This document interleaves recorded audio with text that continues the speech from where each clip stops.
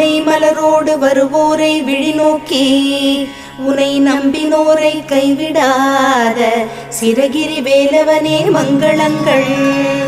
தேலமுதத்தமிழே ஞானப் பொருளே வானச் சுடரொளியே வண்ணமயில் வாகனனே சிரகிரி வேலவனே மங்களங்கள்.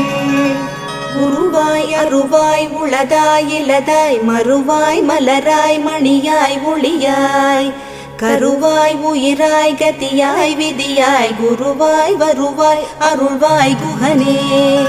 பார்வதி மைந்தனின் அருளுண்டாம் பொருளுண்டாம் வீடு மனை செல்வம் உண்டாம் சென்னிமலையானே சிரகிரி வேலவனே உனக்கென்றும் மங்களங்கள்.